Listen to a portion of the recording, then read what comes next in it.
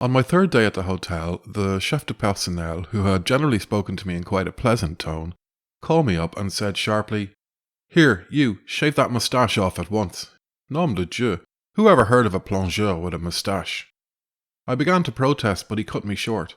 "A plongeur with a moustache? Nonsense. Take care I don't see you with it tomorrow." On the way home, I asked Boris what this meant. He shrugged his shoulders. "You must do what he says, mon ami. No one in the hotel wears a moustache except the cooks. I should have thought you would have noticed it.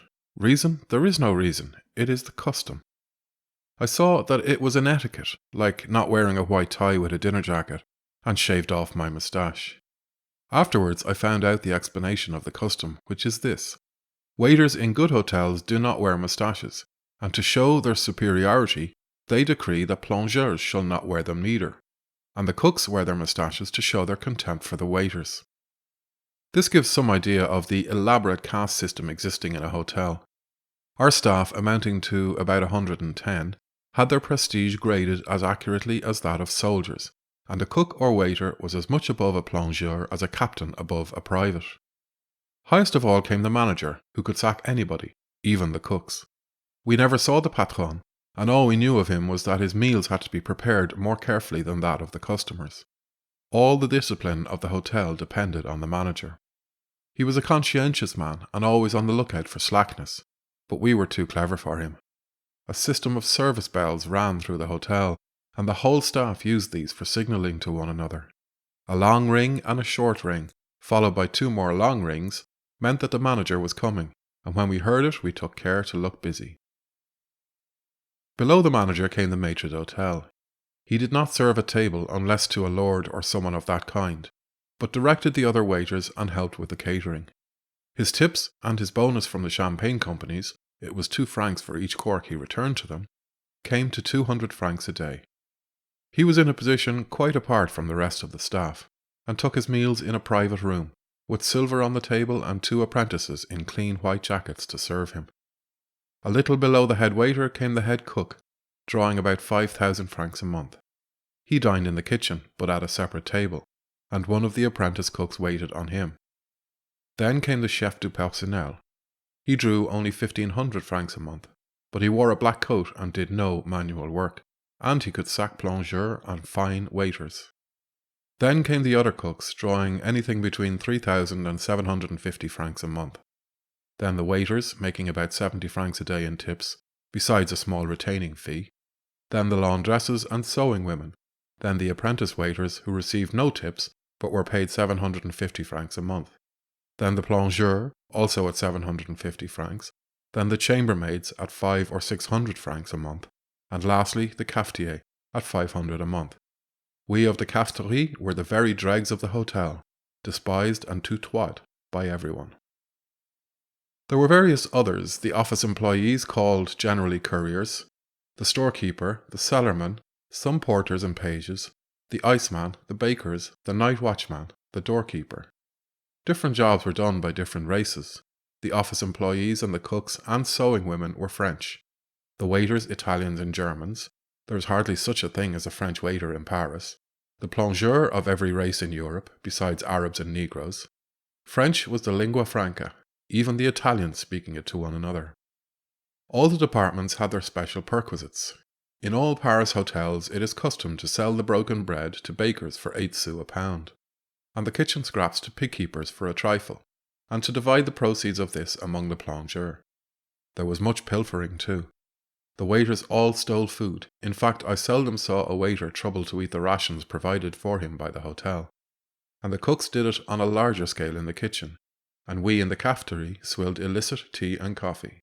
The cellarman stole brandy. By a rule of the hotel, the waiters were not allowed to keep stores of spirits, but had to go to the cellarman for each drink as it was ordered. As the cellarman poured out the drinks, he would set aside perhaps a teaspoonful from each glass, and he amassed quantities in this way. He would sell you the stolen brandy for 5 sous a swig, if he thought he could trust you. There were thieves among the staff, and if you left money in your coat pockets, it was generally taken. The doorkeeper, who paid our wages and searched us for stolen food, was the greatest thief in the hotel. Out of my 500 francs a month, this man actually managed to cheat me of 114 francs in 6 weeks. I had asked to be paid daily, so the doorkeeper paid me 16 francs each evening, and by not paying for Sundays, for which of course payment was due, pocketed 64 francs. Also, I sometimes worked on a Sunday, for which, though I did not know it, I was entitled to an extra 25 francs. The doorkeeper never paid me this either, and so made away with another 75 francs. I only realised during my last week that I was being cheated, and as I could prove nothing, only 25 francs were refunded. The doorkeeper played similar tricks on any employee who was fool enough to be taken in. He called himself a Greek, but in reality he was an Armenian. After knowing him, I saw the force of the proverb: trust a snake before a Jew, and a Jew before a Greek, but don't trust an Armenian. There were queer characters among the waiters. One was a gentleman, a youth who had been educated at a university, and had had a well-paid job in a business office. He had caught a venereal disease, lost his job, drifted, and now considered himself lucky to be a waiter. Many of the waiters had slipped into France without passports, and one or two of them were spies. It is a common profession for a spy to adopt. One day there was a fearful row in the waiters' dining room between Morandi, a dangerous-looking man with eyes set too far apart, and another Italian. It appeared that Morandi had taken the other man's mistress. The other man, a weakling and obviously frightened of Morandi, was threatening vaguely. Morandi jeered at him. "Well, what are you going to do about it? I've slept with your girl, slept with her 3 times. It was fine. What can you do, eh?"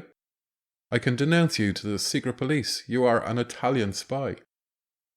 Morandi did not deny it. He simply produced a razor from his tail pocket and made 2 swift strokes in the air, as though slashing a man's cheeks open, whereat the other waiter took it back. The queerest type I ever saw in the hotel was an extra. He had been engaged at 25 francs for the day to replace the Magyar who was ill.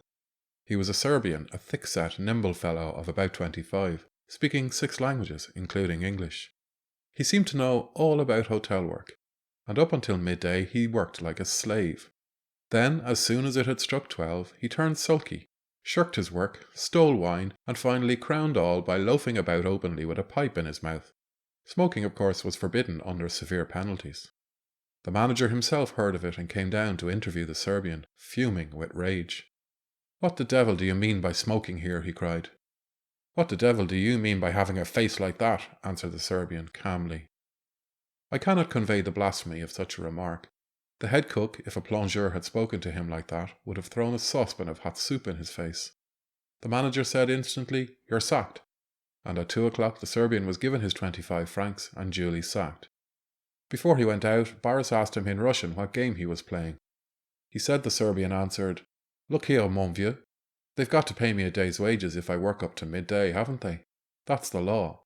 And what's the sense of working after I get my wages? So I tell you what I do. I go to a hotel and get a job as an extra, and up until midday I work hard. Then, the moment it's struck 12, I start raising such hell that they've no choice but to sack me. Neat, eh? Most days I'm sacked by 12:30. Today it was 2 o'clock, but I don't care. I've saved 4 hours' work. The only trouble is, one can't do it at the same hotel twice." It appeared that he had played this game at half the hotels and restaurants in Paris. It is probably quite an easy game to play during the summer, though the hotels protect themselves against it as well as they can by means of a blacklist.